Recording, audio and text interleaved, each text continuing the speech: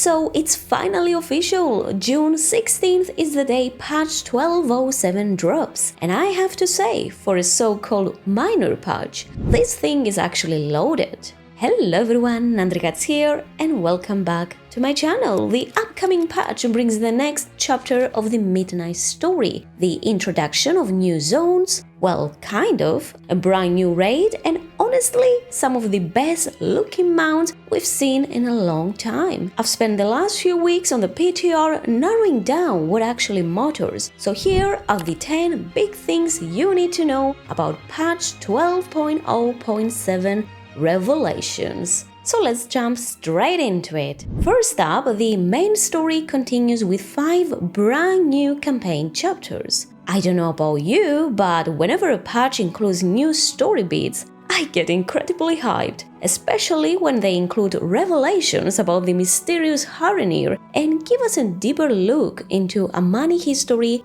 and culture. This story will act as a vital stepping stone, an interlude that sets the stage for the bigger events coming in patch 12.1. And just a heads up, the new story content won't be there at launch. It's set to arrive later during the week of July 7th.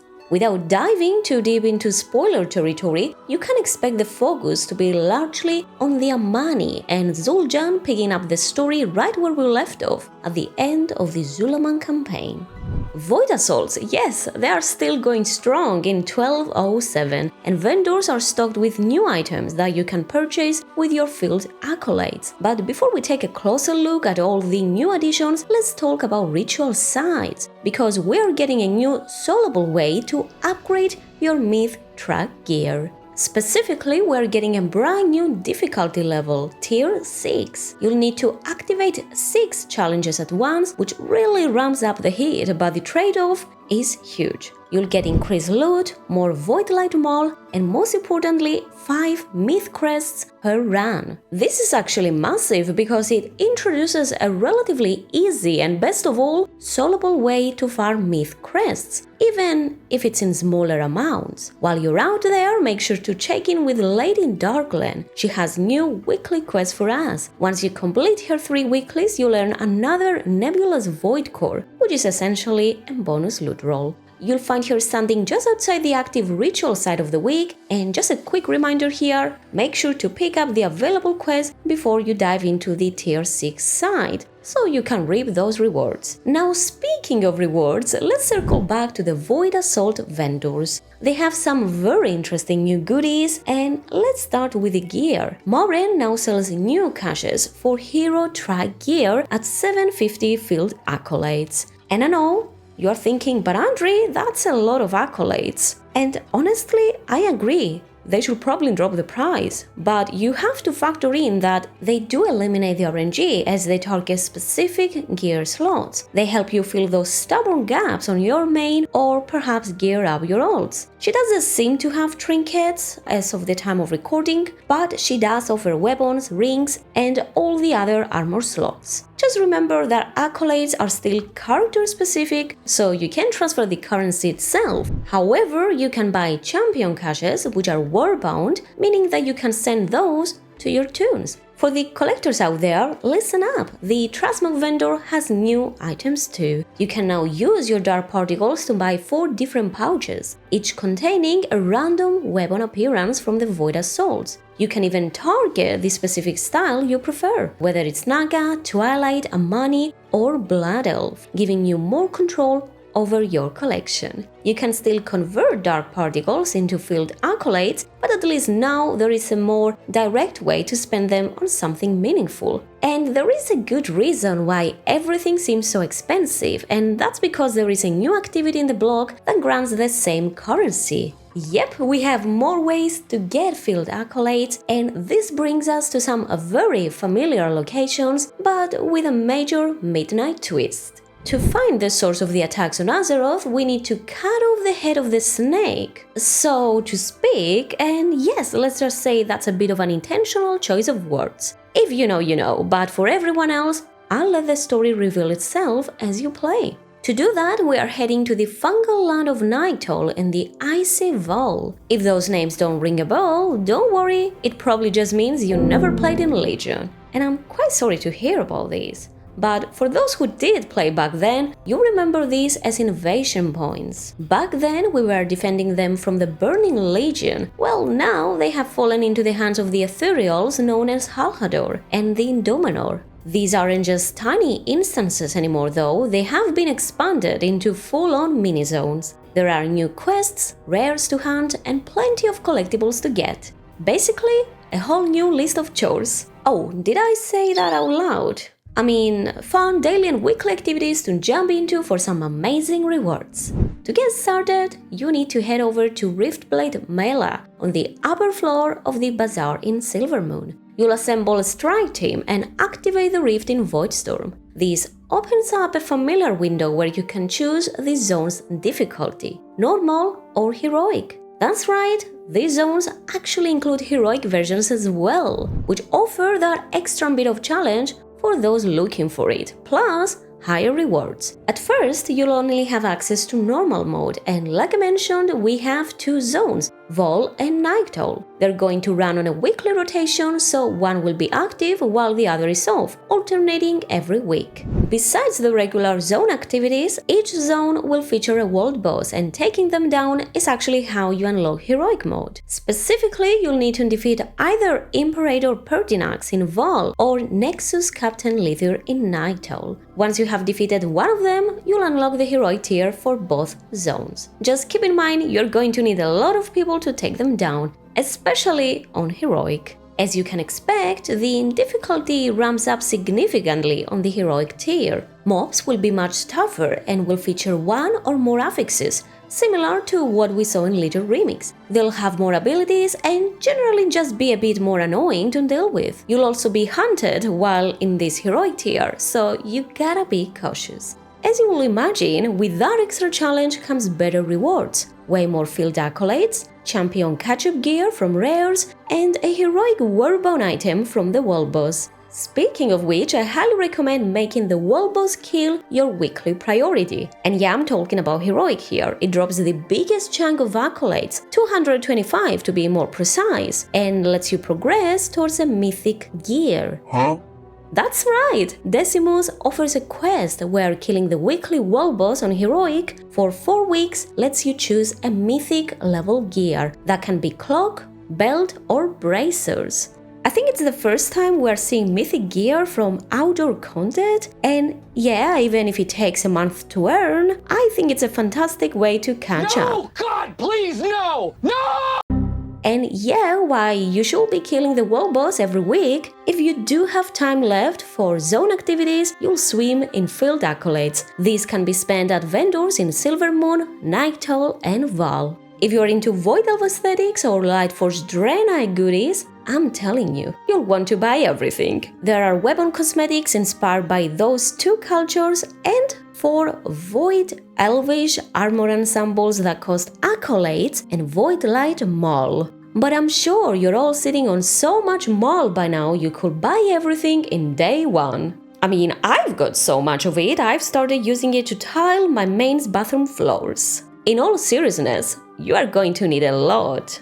And finally, from these two zones, you can get 3 new mounts. To be more precise, these mounts have to do with meta achievements. They look incredible for sure, but I'll be dropping a dedicated mount guide very soon to walk you through all of those, so keep an eye out for that one. It's important to mention as well that you'll be able to have a convenient shortcut. Once you finish the intro questline, the Lightforge will set up a beacon that acts as a direct portal to the new zones from Silvermoon. You'll find it right here in the Void Assault area, so it's quite handy. No need to go through the Voidstorm portal every single time. Now let's move on to a brand new power system staying with us for the rest of midnight, and that's the Omnium Folio. To activate this, you need to grab the Magister's Call quest from your adventure guide or from the scroll in the Void Assault area. It will take you to the Thalassian University in Silvermoon, where Romath will portal you directly to the Magister's Terrace. There, you'll meet up with,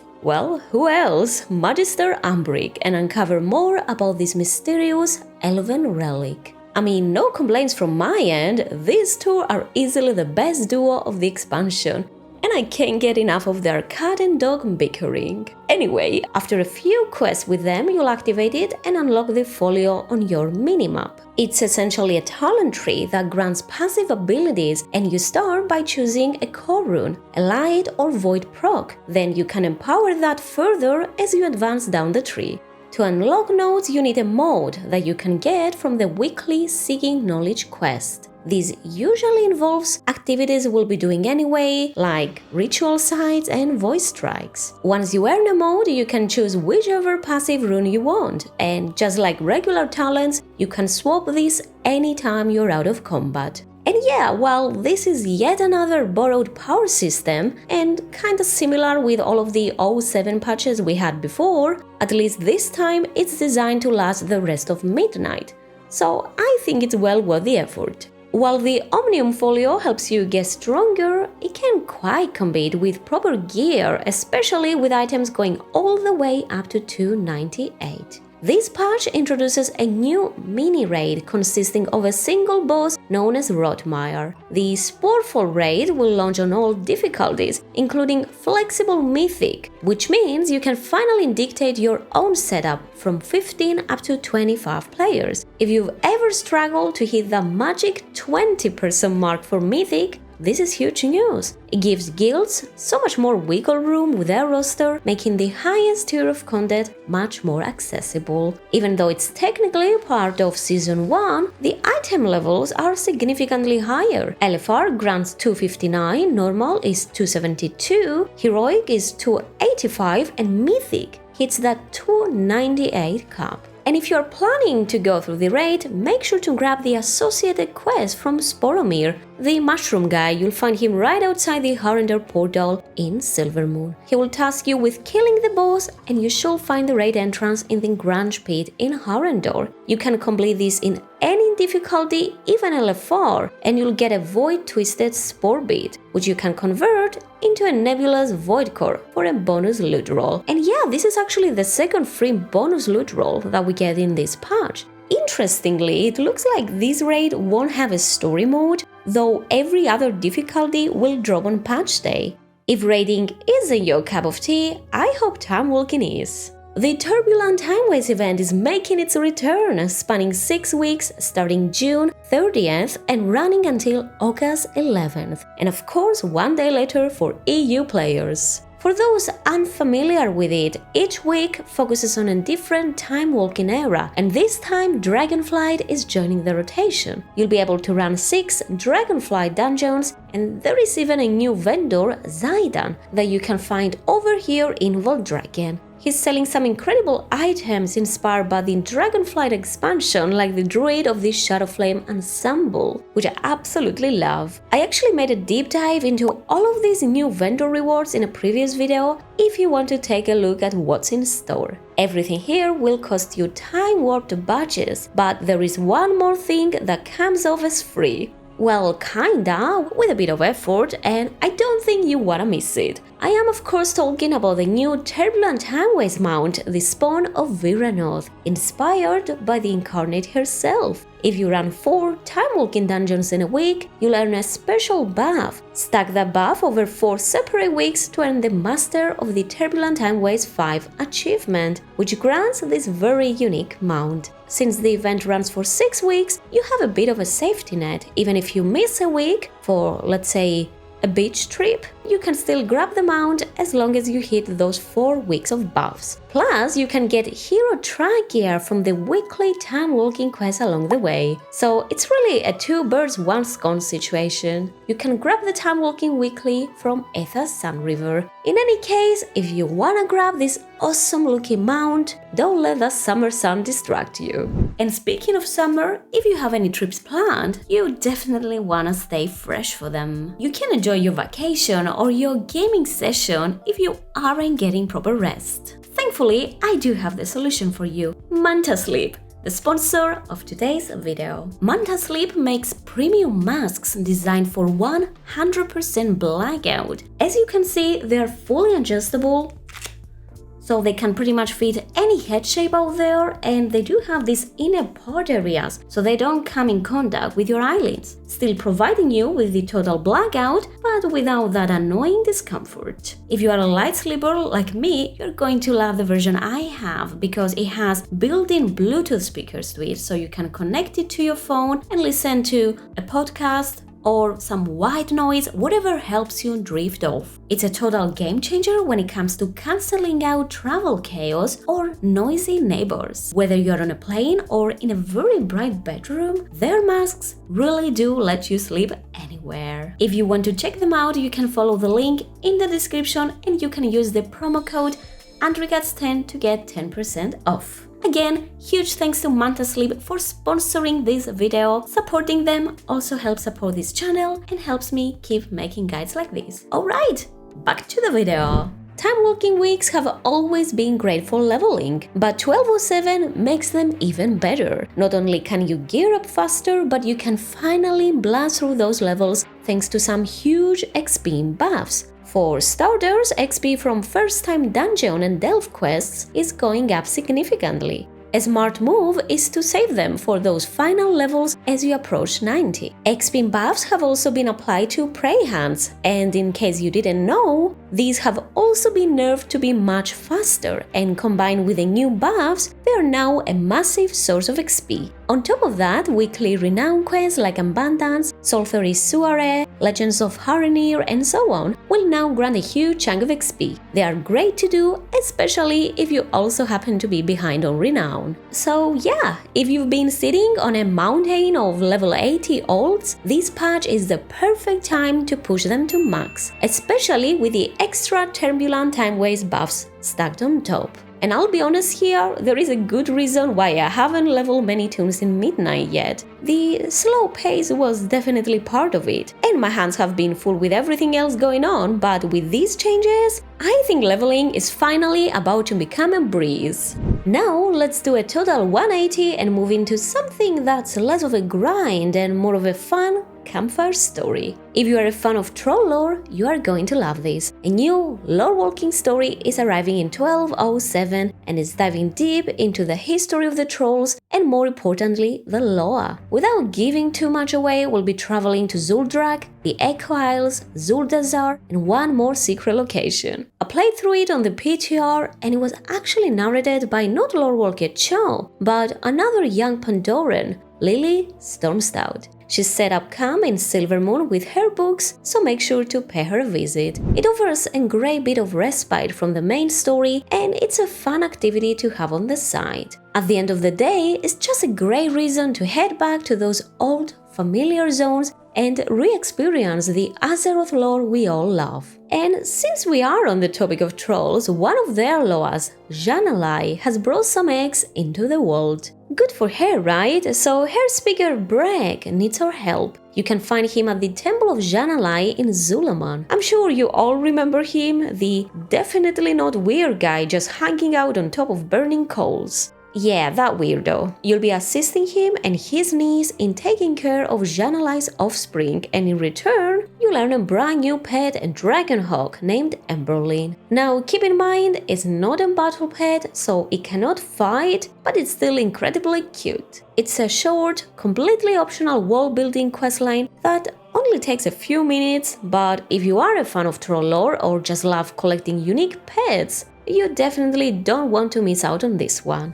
And since I did talk about wall building, well, let's talk about actual building. Housing is a core feature now, so expect updates in almost every patch, small or massive ones, and we are finally getting the one thing everyone keeps asking for: exterior lighting. In this patch, you can finally light up the outside of your home, with a few restrictions. Once you place a light source and try to move it too close to an existing one, you'll see a red radius appear if they are overlapping. So yeah, you cannot have them too close together, and that's kind of a safe way for Blizzard to counter whoever dreamed of building a literal sun in their front yard. To complement this, we're also getting an exterior budget increase. Level 3 houses go up to 250 items, level 5 to 300, and level 7 hits a massive 350 exterior budget. This is huge because it finally gives us the room to add those new lights and so much more. Speaking of more, they are adding over 100 new items to our existing neighborhood vendors, things like torches, fences, a blue square rack, and yes, double, and even a very fancy elven bathtub. I mean, you can't expect my blood elf to be bathing in an orc tub, right? That would just be uncivilized. So yeah, those are the 10 big updates and features of this patch. You can head out now if that's all you came for, but since you've made it this far, I've got a few more hidden gems to throw at you. So let's keep going. It wouldn't be called a new patch without some quality of life updates. You'll see some UI changes, most notably for the personal resource bar. You'll have way more freedom to tweak it to your liking, which might mean one less add-on you have to manage. Definitely a win for the minimalist UI fans out there. Not gonna lie, I didn't see any major class changes this time around. I guess they're likely saving those for 12.1. On the flip side, we're seeing an update to the glowing moth system in Harrendor. It's supposed to make it less buggy and easier to approach. Also, we are seeing some holiday updates, like we're getting a new mount in the Midsummer Far Festival, and also we'll see the addition of a brand new micro-holiday, the Dark Spear Dash. This was originally a community-run event for Pride Month, and it's so cool to see Blizzard officially recognize it. It'll be running from June 27th to the 29th, so mark your calendars if you wanna join the race from the Echo Isles all the way to Silvermoon. It's always great to see the community's passion get officially backed by the devs. I've included a link to the official patch notes in the description because there are so many minor updates, I simply couldn't fit them all into one video without being here all day. I'm curious though, which of these updates are you most excited to dive into once the patch goes live? Let me know in the comments, and don't forget to check out the Manta Sleep link below to grab that discount and get the best rest before the patch drops. And that's pretty much all. As always, thank you so much for sticking around until the very end, and make sure to drop a like if you have found this video helpful. Don't forget to subscribe for more WoW coverage and hit the bell to stay up to date. It's completely free and it really helps me out. If you're feeling extra generous, you can check out the other ways to support the channel in the description, but honestly, just being here until the very end and feeding the algorithm helps more than you think. So seriously, thank you. Good luck with whatever you're doing, and I'll see you all in the next one. Bye!